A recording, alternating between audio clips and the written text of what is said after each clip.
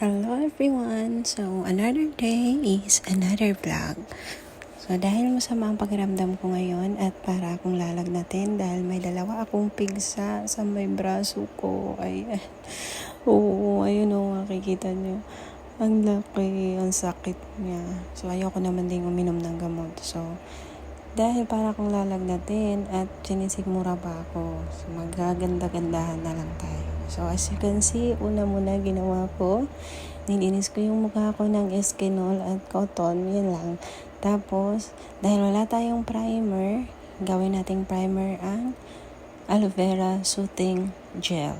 Yes, ayan. So, kailangan talagang linisin ang mukha bago tayo mag-apply ng anumang makeup sa face natin. Dahil para maganda yung lapat ng makeup natin at hindi siya oily. So, ayun, pinaypayan ko muna kasi syempre kailangan patuyuin yung aloe vera. Tapos, ayan, yung kilay ko dyan pala ay sabog na.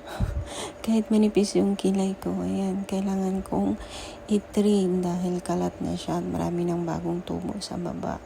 So, ang gamit ko palang eyebrow trimmer ay, electric siya. Ang dali niyang gamitin at ang ganda niyang gamitin. Nabili ko pala siya sa isang TikTok shop.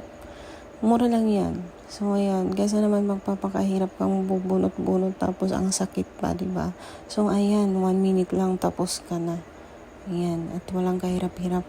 Hindi pa masakit. Chargeable nga pala siya. Chargeable tuloy. Ayan, chargeable siya. Tapos, yan. Ang dali lang yung gamitin. Diba? Tapos ko na agad yung isa. So, kailangan kong bilisan yung speed nitong video dahil mahaba siya at nakakapagod mag-voice over 25 minutes ata kung hindi ko bibilisan. So, baka magising na si baby nun at saka baka matuyuan na yung lalamunan ko. So, ayan. Kailangan kong bilisan. So, ayun. Tapos na agad yung pag-trim ko ng kilay. Ang bilis, di ba? Mas maganda siyang gamitin yung ganun kaysa magbubunot-bunot ka, guys. So, bili na kayo ng ganun. Mura lang yun. Nasa 100 plus lang siya. Kasi, kung magbubunot-bunot ka pa matagal, nagkukonsume pa ng mahabang oras. So, ayan, maglalagay na tayo ng BB cream. Ayun. No, hindi nga pala ako masyadong fan ng foundation. Ang gusto ko lang ay yung mga BB cream, CC cream yan. Yung mga lightweight lang siya. Ayoko ng foundation kasi oily yung mukha ko tsaka pawisin ako. Kapag nagpawis yun, ayun, hulas yung mukha. Ang pangit tingnan. So, ayoko. At saka ang bigat sa pakiramdam, ang lagkit na ewan. Ewan ko. Basta hindi ako komportable, mas gusto ko yung ganyan. Yung lightweight lang. At saka yung parang wala lang. Parang natural lang. So, ayan. Yan yung gamit ko. As you can see naman, konti na lang laman. Gamit na gamit siya. Tsaka gusto ko siya kasi mabilisan siyang i-blend. So, ayan. Tapos na. Kailangan muna nating patuyuin at para mag-set siya ng maayos sa mukha natin. So, ayun. Next natin naman ay ang kilay. So, ayan pala yung gamit kong pang kilay. Nabili ko siya sa Thailand. So, ayan. May extra ko yun. So, may naka-open na tayo. Ayan, magkikilay na tayo. So, ganyan nga pala ako magkilay. Ayan, first muna kailangan mong i-brush yung kilay mo para masundan mo yung shape. So, ayan, ang shade ko dyan ay dark brown. Yan lagi yung binibili kong shade dahil nga may kulay yung buhok ko. At kailangan hindi malayo sa kulay ng buhok mo. Yung kulay ng kilay mo. Ay, ano daw? Kulay, kilay. Basta yun na yun. Ayan, diba? So, ayan, nagkilay na tayo. Dali lang, bilis lang. Kasi nga manipis lang yung kilay ko. Tsaka, nga pala dati, nag-try ako ng microblading. So, masakit siya. Kaso, isang session lang kasi umalis na ako. Nagpunta na akong ibang bansa. Hindi na ako nakabalik. Okay naman siya. Maganda yung microblading. Doon ko na ang ganda pala talaga kapag may kilay ka. Dagdag dagdag points din yun. Yung pagising mo nakayos na agad yung kilay mo. Ang ganda, walk up like this, nung maganda na yung kilay, di ba? So, tapos, kasi nga isang session lang, kaya parang nawala na.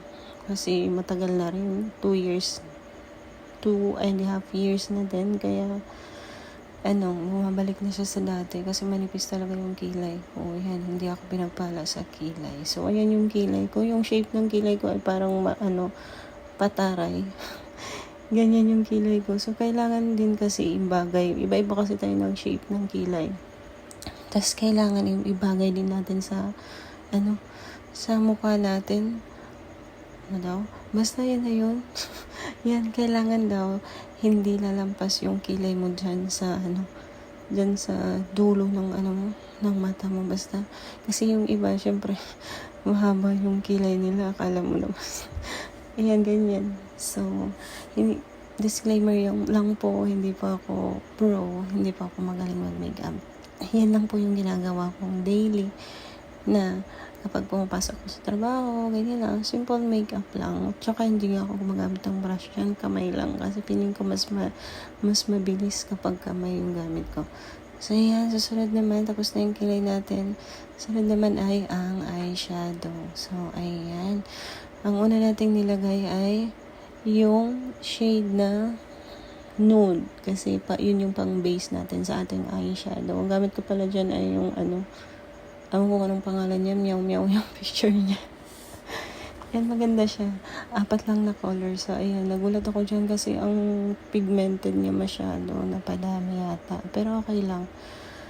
Yan yung kulay niya. Ang shade niya ay parang may pagka brown, rust brown.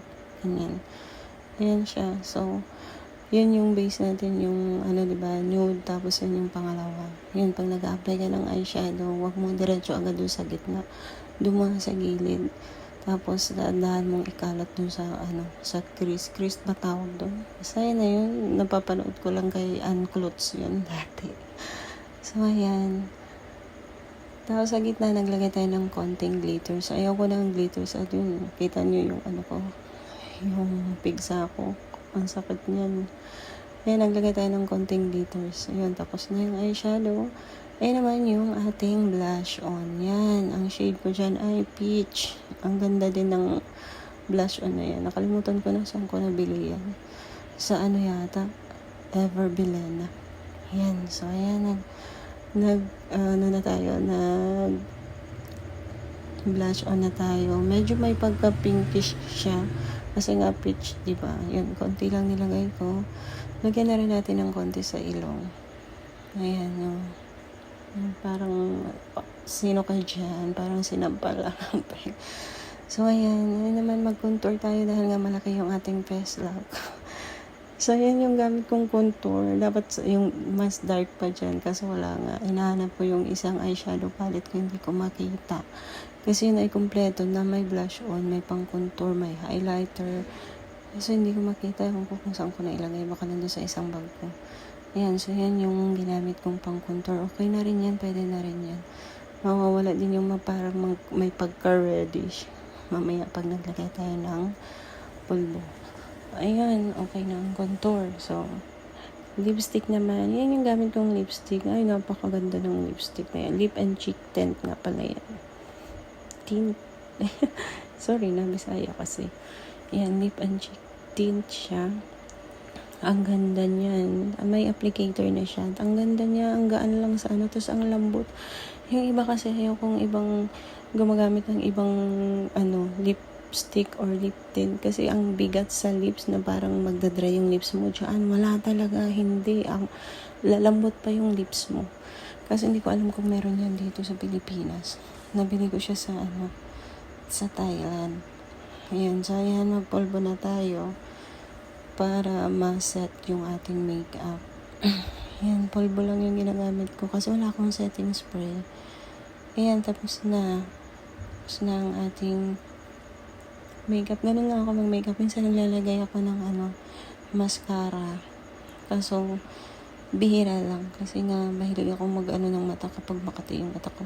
Minsan nakakalimutan ko. So, ayan lang. Hindi tayo naglagay ng mascara dyan.